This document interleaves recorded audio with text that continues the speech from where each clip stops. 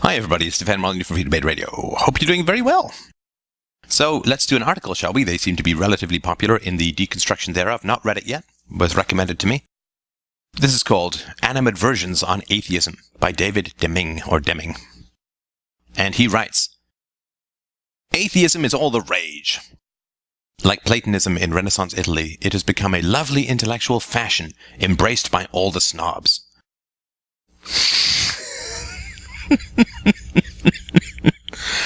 Oh boy. I mean, this is a rhetorical device called framing, which is where you put as many ad hominems into your opening argument in order to drive away the intelligent and skeptical and appeal to the biased and ridiculous and immature. Anyway, this is a perfect example. He writes on, especially obnoxious is something called the new atheism, which seeks to draw God under the umbrella of science. Prominent among the new atheists is biologist Richard Dawkins. Dawkins has proclaimed that God does not exist, and that theism is a delusion. And sorry, by the by, that's actually not true. Dawkins says that it's extremely unlikely that God exists. He's not proclaimed that God does not exist. The Oxford English Dictionary defines atheism as, quote, one who denies or disbelieves the existence of a God. End quote. Atheism is distinct from agnosticism. The agnostic professes no belief in God, but does not deny the possibility of God's existence. The dictionary is of less help when it comes to defining God. God may be an entity, quote, the creator and ruler of the universe, or an impersonal principle, quote, the supreme or ultimate reality. There are many definitions of God. There are as many definitions of God as there are religions. Actually, that's not quite true. There are actually many more definitions of God than there are religions, because some religions have hundreds or even thousands of gods. Cicero tells us that the opinions of men on this subject are various and different. For the purpose of this essay, I follow Anselm of Canterbury, 1033 to 1109 AD, in defining God as a being, a reality, or an abstract spiritual principle, of, quote, which nothing greater can be conceived. As a transcendent spiritual reality, God, by its very definition, must be beyond human comprehension, although not entirely beyond human apprehension. I am aware, for example, of the existence of many fields of higher study in mathematics and physics that I barely comprehend. I do not have to fully understand these subjects to be aware that they exist. Well, except, of course, that math and physics, the first rule is logical coherence, logical consistency, and secondly, of course, when you apply mathematics to something like engineering, or physics to something like engineering, empirical validation and verification. And even within the fields of physics, there is empirical verification and validation is key. So tying theology to mathematics and physics is really trying to mix oil and water where the oil doesn't exist. Anyway, he goes on to say, I have said nothing of my own belief in this matter. I write not to profess or proselytize, but to critique and argue, to explore and learn. The person who can point out my mistakes, quote, shall carry off the palm, not as an enemy, but as a friend. I have no need to believe. It is better to understand than to believe. I confess only an affection for Pyrrhonian skepticism, the philosophical position that nothing can be known for certain. But certainly many things may be known with degrees of probability. Yeah, there's black and white and there's shades of grey, and lighter and darker grey. I understand that. But of course, saying that nothing can be known for certain is one of the most boring, yawning, eye-rolling contradictions of philosophy, and anyone who states it without exploring this is a sophist. Sorry. Anybody who states that nothing can be known for certain without dealing with the logical problem, the logical impossibility of that statement being true. Nothing can be known for certain. I am certain that nothing can be known for certain. Anybody who doesn't deal with that contradiction up front but merely states it and moves on is philosophically pilfering your pocket. But maybe he will talk about it more. Let's find out. He won't. There is nothing new about either monotheism or atheism. Monotheism may have been known in Egypt and Babylonia as early as 1500 BC. The first of the Greek philosophers to reject polytheism and propose a type of monotheism was reportedly Xenophanes, 570 to 475 BC. Empedocles, 492 to 432 BC, described God as, quote, only mind, sacred and ineffable mind, flashing through the whole universe with swift thoughts. Yeah, because you really want to take the ancient Greek perceptions of the whole universe before the telescope, before the heliocentric model of the universe, before atoms, well, Lucretius, but before any real theory of atoms. For Aristotle, 384 to 322 BC, quote, the actuality of thought is life, and God is that actuality. It bothers me. I mean, look, Greek philosophers were geniuses and amazing people, but we can't quote Greek philosophers as true because they were Greek philosophers. Aristotle said, and this is an argument from authority that means nothing. I mean, we would not go to Hippocrates for the sum total of our medical knowledge now in the present, because there's been quite a lot of advancement since then. There are scattered reports of atheists among the ancient Greeks. Methodological naturalism arose among the pre-Socratic Ionians and Hippocratic physicians in the 5th and 6th centuries BC. Epicureans were atomists and materialists who rejected teleology in nature. Epicurus professed a belief in the gods, but his deities were abstract spiritual beings that never interacted with or took interest in the affairs of human beings. It is just inference to conclude that antiquity helped many atheists who nursed their convictions in secret to avoid prosecution for impiety. I don't know that it's inference. There were many, many trials throughout human history of impiety, and the most horrendous punishments, drawn and quartered, burned at the stake, and so on, for possessing a lack of belief in the gods. I mean, one example that may not be easy to forget is Socrates, of course, who was convicted of corrupting the youth, and partly corrupting the youth through arguing against the gods believed in by the political and religious leaders at the time. So, I mean, you could really make the argument that Jesus himself was convicted of a kind of impiety, because Jesus contradicted many of the moral rules and opposed many of the moral rules in the Old Testament, which is a form of impiety. I mean, if God is perfect, and God is all good, and God is all knowing, God is all moral, and, all that, then everything that God does must morally be great. And the argument, thou shalt not kill, of course, in the Old Testament, is really reinforced by Jesus. Turn the other cheek, to forgive is divine. If your enemy strikes you on one cheek, turn the other cheek to him. If he asks you to walk a mile, walk 2 miles with him. If he asks you for your cloak, give him your shirt as well. This love of the enemy is a direct opposition to the not just moral commandments, but genocidal enactments of the Old Testament. And so to propose a moral rule that contradicts the Old Testament, that turns the Old Testament from moral to immoral, from good to evil, is a form of unbelievably base impiety, because it is reframing the God who is all good as an evil deity, as not a god, but a demon. So, turn the other cheek as a moral rule, when applied to the Old Testament, turns God into a demon. And that is a form of astounding impiety. I mean, it's worse than being an atheist, right? To say that God does not exist is not to say that God is evil. To propose a moral rule that contradicts and damns the actions of God in the Old Testament is far worse an impiety than mere atheism. Let's keep going. In Lives of the Eminent Philosophers, Diogenes Laertes, 2nd century AD, informs us that Theodorus, 340 to 250 BC, quote, utterly discarded all previous opinions about the gods. In the 5th century BC, the poet Diagoras had to flee Athens to avoid prosecution on charges of atheism. Both Diagoras and Theodorus are also mentioned by Cicero as examples of philosophers who did not believe in the gods. From the scanty evidence, it is not clear if Diagoras or Theodorus were atheists in the modern sense, or merely skeptics who mocked the popular polytheistic conception of anthropomorphic gods. Western civilization has become increasingly more secular for the last 1,000 years. Really? I'm not really sure about that. I mean, I guess you could argue that, but sort of look at the religious wars. I think that was a time of great religious hysteria. The Salem witch trials and so on were, I think, increasingly religious. But anyway, yeah. Well, maybe there's evidence. Okay. The process began when Christian theologians in Europe were seduced by Greek logic.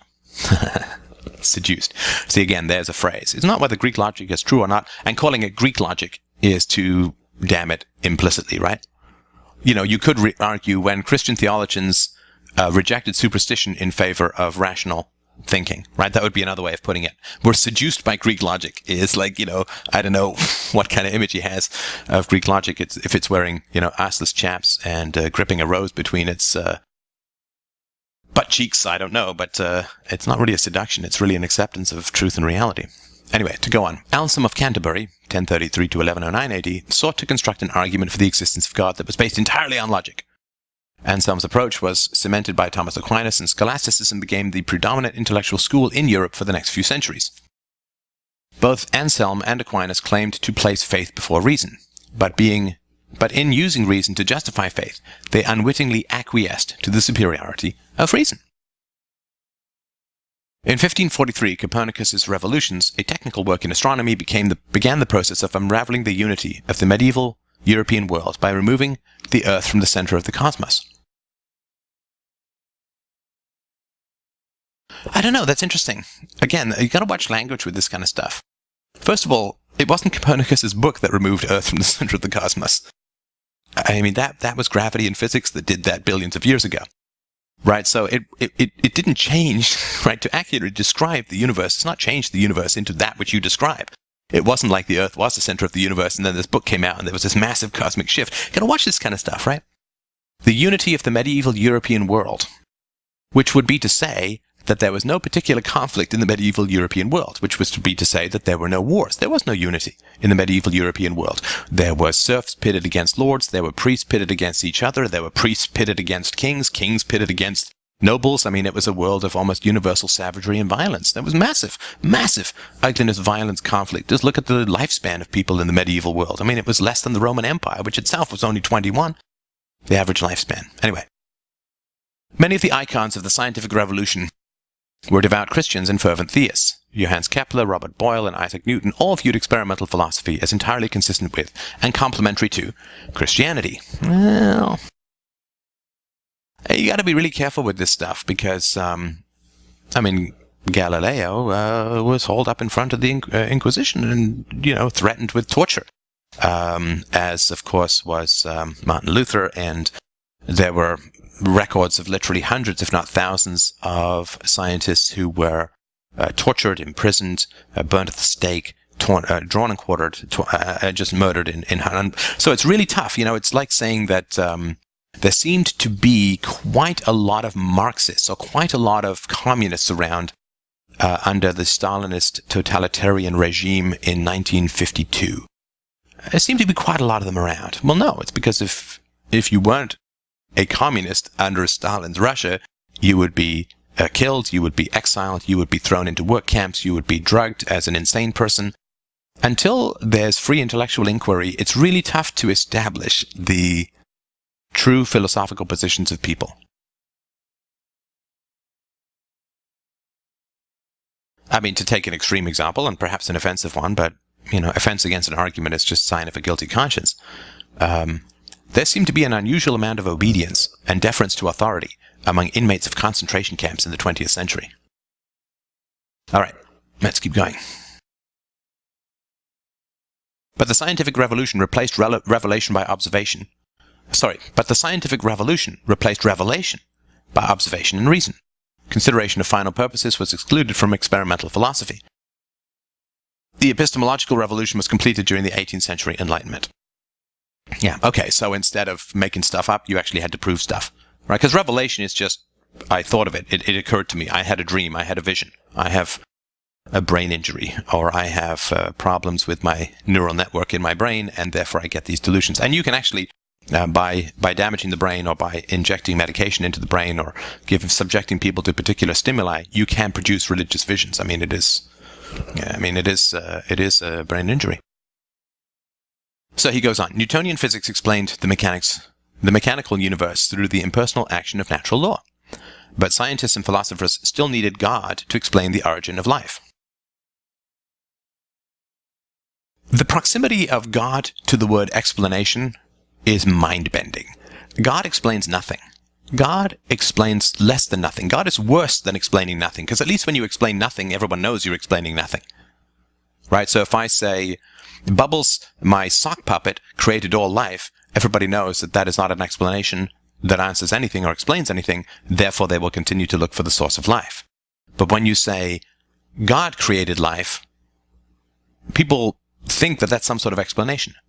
Which is, so if I were to break that down to its actual meaning, when you say God created life, what you're saying is some incomprehensible being containing entirely self-contradictory properties for some unknowable purpose, through some unfathomable means, created life in some way that we will never be able to understand, that can't ever be explained or observed or understood or fathomed or conceived of in any way whatsoever. And that's my answer. Null did X is not an explanation. All right, so Newtonian physics explained the mechanical...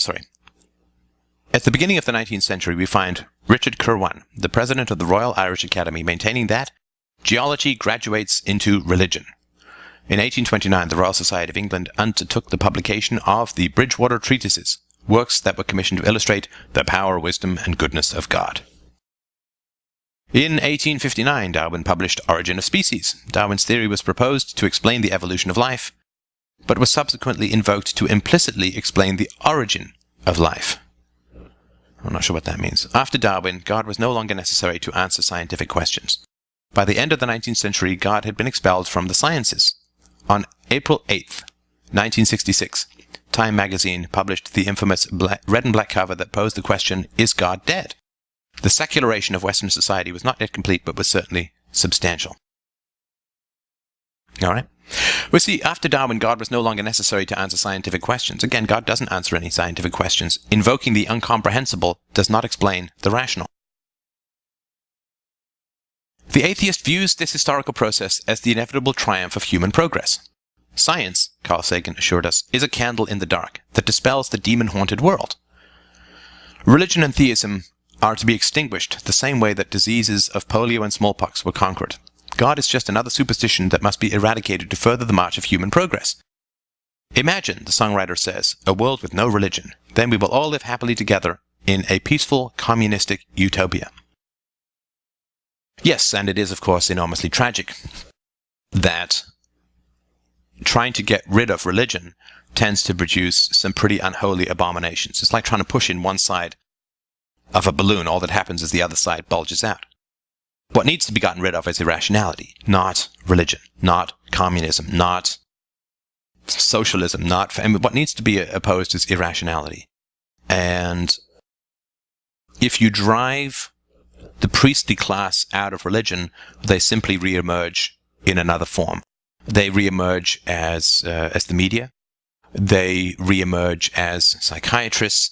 They reemerge as political leaders, and all of these fields have the same paradigms, which is an imaginary disease is invented and inflicted, particularly on the young, and then you pay for the rest of your life for a cure from this disease. In politics, the disease is called selfishness. In other words, without the government, all will descend into evil. Nobody will take care of the poor. Without being forced to do the right thing, everybody will inevitably do the wrong thing. Those very same people are allowed to vote for their political leaders, which of course makes no sense. I'm so evil that I don't care about the poor at all, but I'm allowed to vote for a politician who's going to take care of the poor. I mean, it makes no sense, right?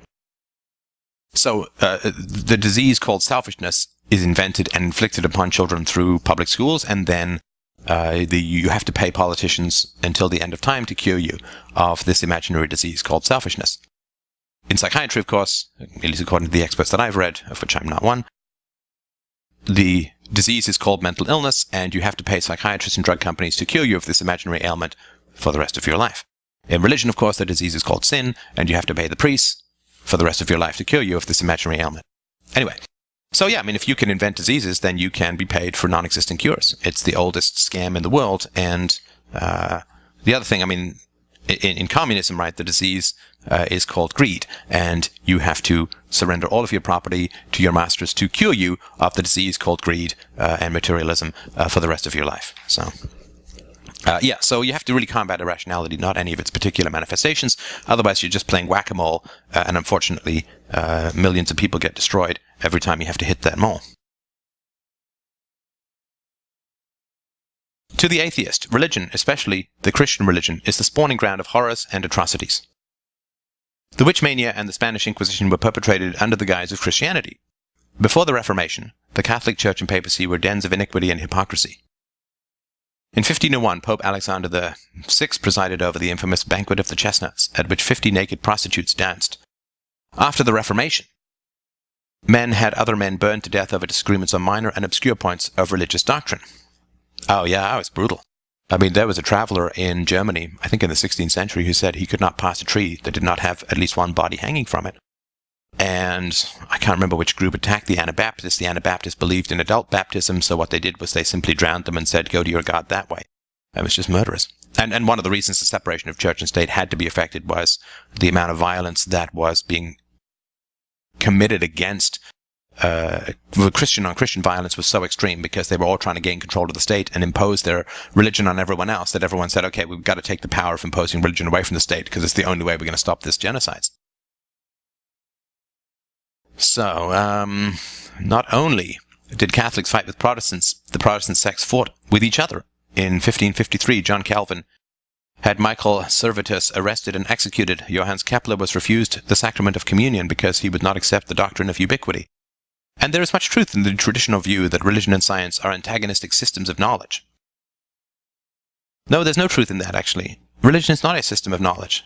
Religion is not a system of knowledge, because there's no external verification or test or reason or evidence that can be brought to bear against any of its doctrines. I mean, if religion is a system of knowledge, then my dreams at night are a system of science. Rational philosophy and the sciences were expelled from Islamic civilization in the 12th century by religious fundamentalists. I acknowledge the proceeding because something has been at times abused or corrupted.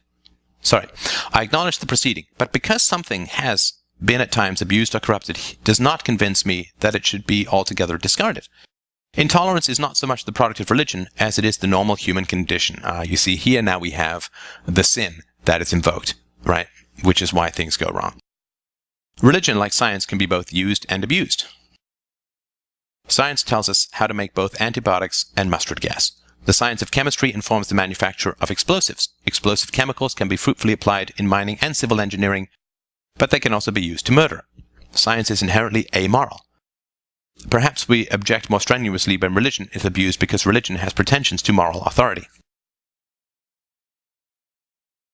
Well, it's interesting because mustard gas was produced by governments, not science. I mean, obviously science was involved. Explosives that, like bombs and grenades and landmines and rockets and so on, these are all produced by governments. So you wouldn't want to mistake government activity for human nature. The sciences complement our technologies and satisfy our intellectual curiosity, but science does not inform morality or tell us how to build and order human civilizations. Impressed by Isaac Newton's physics, John Locke expressed the hope that morality could be made into an exact science. But like much Enlightenment rhetoric, Locke's hope has proven to be chimerical. Chimerical? We have social sciences such as psychology, sociology, and anthropology, but these are not exact sciences. The extent to which they provide us with reliable information is constrained by inherent limitations. It is difficult to accurately and unambiguously define and measure psychological variables, or to have sufficient control as to separate the effects of multiple compounding variables. Controlled experiments with human beings usually cannot be conducted for ethical reasons, and the sciences can only tell people do act, not how they should act. And I agree. It was actually my direct ancestor who corresponded with John Locke about the need to build a rigorous and rational ethical system in the world. And I like to think that several generations I have done my best to achieve that task. And if you want to know my arguments for a rational and objective system of morality, you can download my free book, audiobook, and PDF for free. You got to pay a couple of bucks for the print version because it cost me a couple of bucks. It's called Universally Preferable Behavior, a Rational Proof of Secular Ethics. And I have lots of videos on it. I've debated it. I've presented it many times. And if you have questions or issues with it, Sunday show, 2 p.m. Eastern Standard Time, come by and grill me on it. And let's work to refine it better. But so far it stood. And I am very pleased with that. So there is no science that addresses final causes or existential questions. It is religion that does these things. If atrocities have been perpetrated under the cloak of religion, it nonetheless must be admitted that religion and theism have had beneficial influences. What we call Western civilization today is largely the result of grafting Christian charity onto Greek rationalism. Christianity provides the notion that all men are brothers. This is the ethic of a global-scale civilization.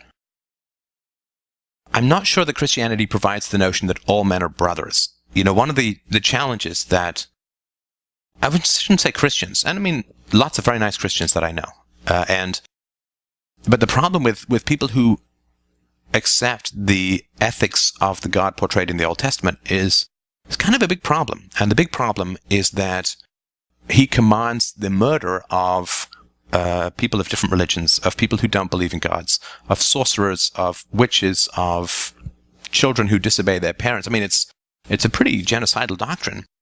And it's something that atheists really aren't supposed to talk about. But as a philosopher, I have to talk about that which is important, not that which is popular.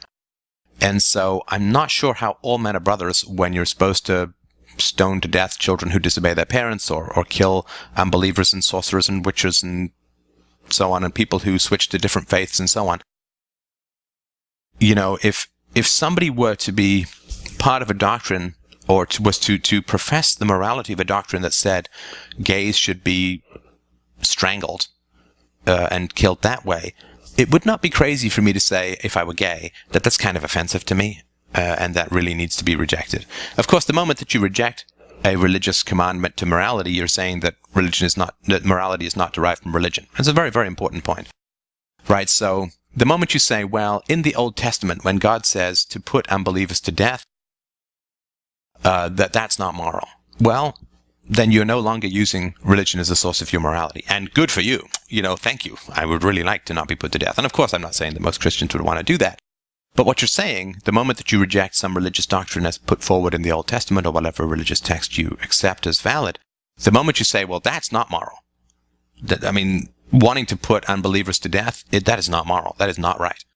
Great. Then we've accepted that religious instruction is not the source of morality, that there's something you judge even the commandments and instructions of God by that is higher than the commandments and instructions of God, that is immoral, that is wrong.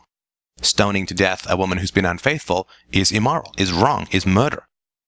And so the moment that you accept that, and I know all reasonable Christians and Jews and Muslims do accept that, the moment you accept that, then religion has lost its power to define morality, and you're looking for something else. You're looking for something else, and hopefully I and other thinkers have been able to provide that something else.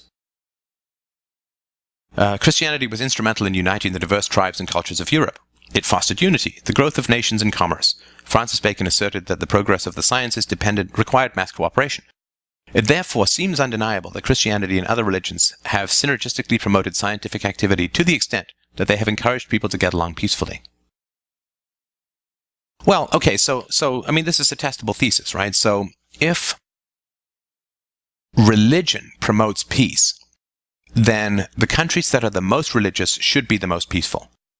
I mean, that's a correlation, right? I mean, that's a correlation that would be pretty easy to test. If religion promoted free commerce, free trade, or capitalism, as many theologians assert, particularly in the libertarian movement, again, that's testable. I've got a whole video examining the evidence for this. Then the countries that are the most religious should have the freest trade and should have the least amount of violence in them. There should be the least amount of child abuse. There should be the least amount of child mutilation. There should be the fewest laws. There should be the greatest liberty. The more religious a country becomes. And unfortunately, quite the opposite is true, empirically, right? The more religious a country is, almost invariably, the more laws it has, the more violence it has, the more child abuse it has, the more genital mutilation it has. And so that is kind of a problem empirically. And again, I'll put a link to the video I did on this below if you want to look at more of the data around that. All right.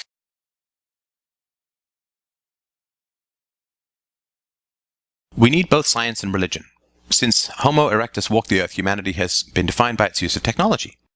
We are not the only animal that uses knowledge and tools to manipulate the natural environment, but we do so to such an exaggerated degree that it virtually defines us as a species. And we are a social animal that lives in groups. Man, Aristotle says, is by nature a political animal.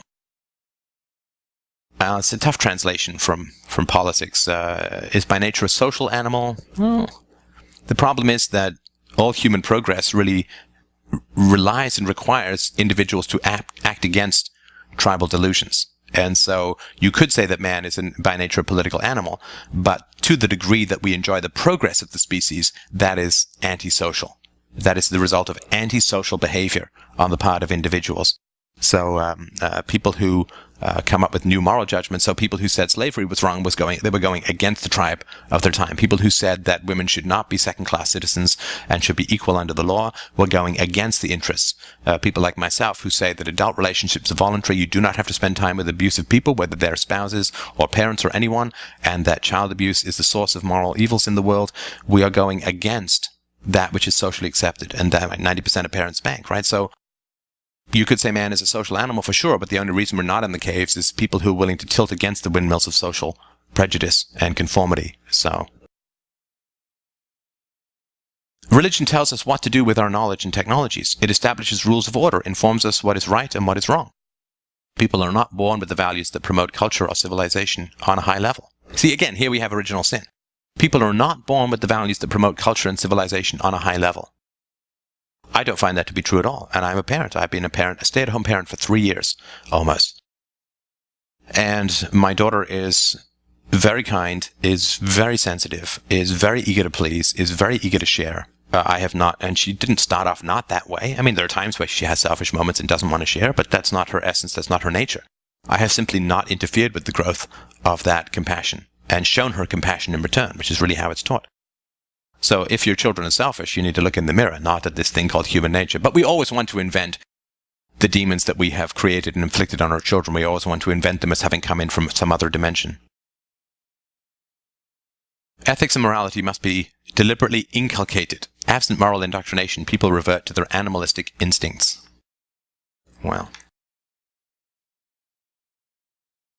Well, I mean, that's a tough call. Again, you would have to find a correlation between high moral character and religiosity, which would mean that, for instance, atheists would have to support unjust wars more than the religious. And you could look into that. You know, how many people opposed the war in Iraq who were atheists, even if they came from the left, as opposed to religious conservatives? Well, I think you would find some interesting numbers. As a skeptic, I am sympathetic with agnosticism, but I'm skeptical of atheism. The atheist claims there is no God. How can he be so sure? One wonders if the motivation of the average atheist is anything more than base self-interest. After all, we live in an age of entitlement.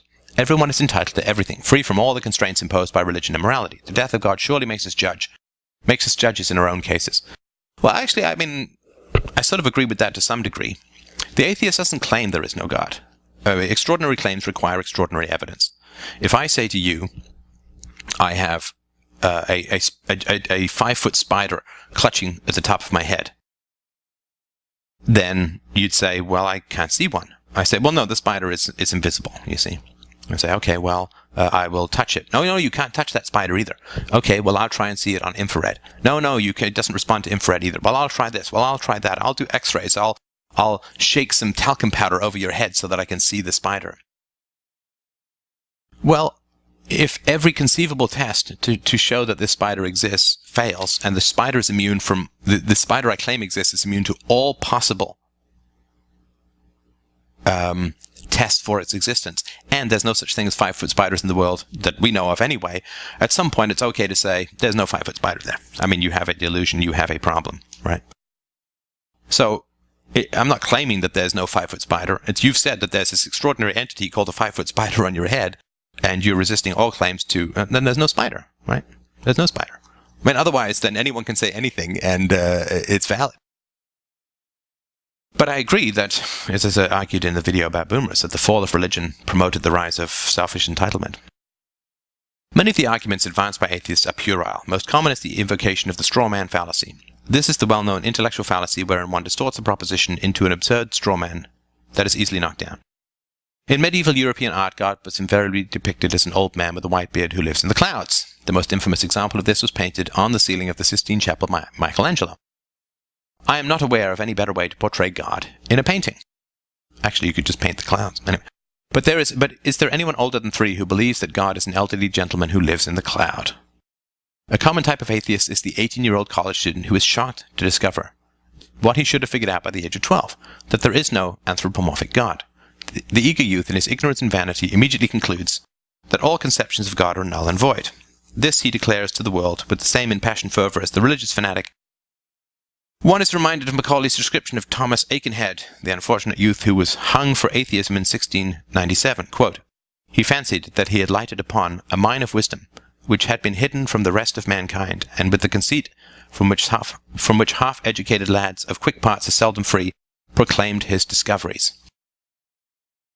Anyway, I will give you the rest if you want to read it, but it's an interesting article.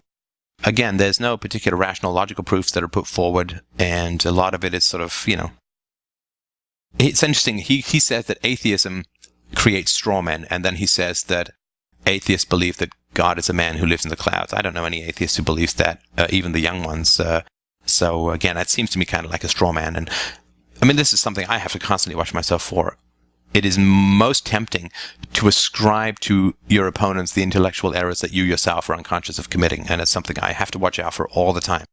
So anyway, thank you so much for listening and watching. I hope that you found this of interest. I look forward to your donations, should you be so inclined, at freedomainradio.com/donate, and have yourself a wonderful Christmas.